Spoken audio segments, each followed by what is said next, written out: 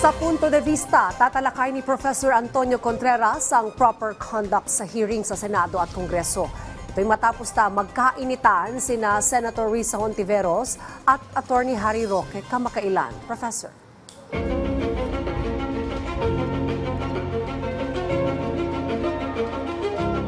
Magandang umaga sa inyo lahat dyan sa studio.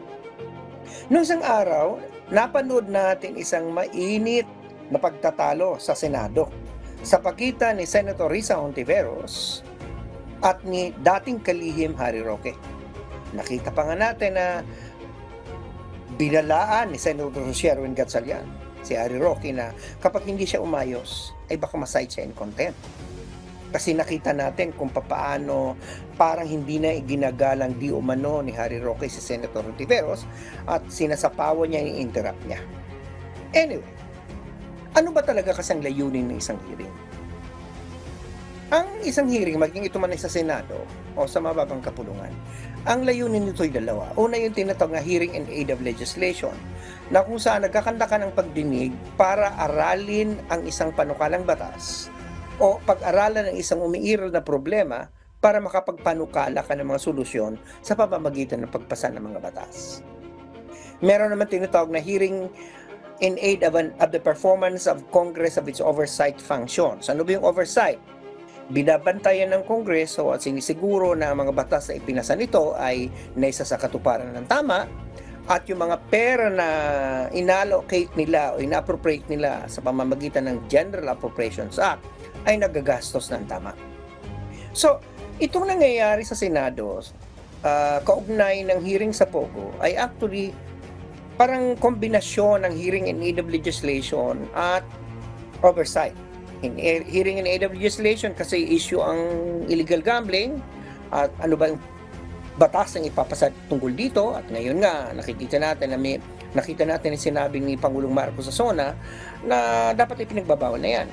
So inaaral ngayon ng Kongreso kung ano magiging solusyon na pangmatagalan at meron mga panukalang batas na itigil na nga ito.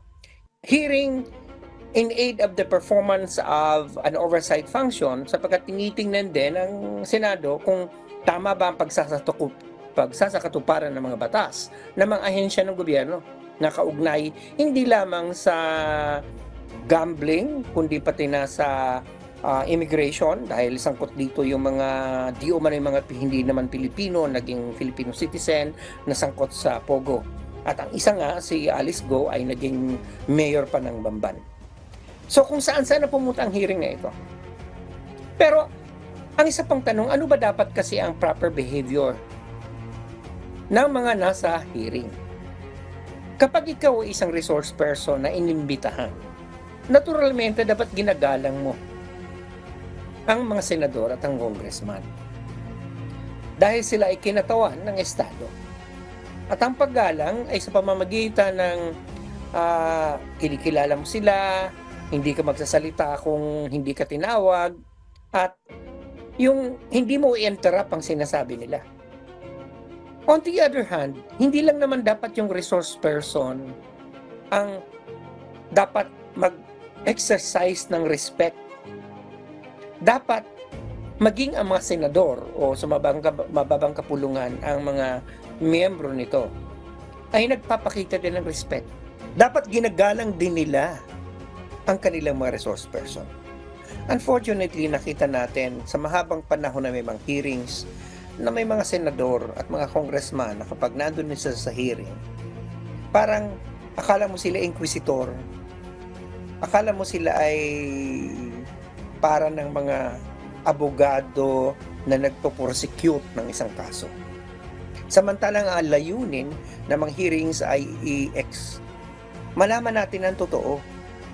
Hindi ka naman kailangan maging bastos.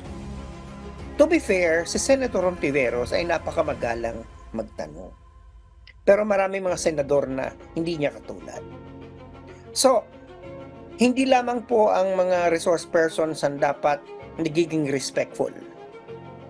Dapat ang mga congressman at ang mga senador ay respectful din. It was unfortunate ang nangyari doon sa nasaksihan natin na pagtatalo. Sana hindi na yon maulit sana ay hindi na natin nakikita yung mga ganyang klase ng although maksayang panoorin, parang drama, di ba, parang telenovela na maanghang mga salita. Kasi last time nakita natin na nag-aaway naman sa Senator Cayetano at sa Senator Binay, di ba?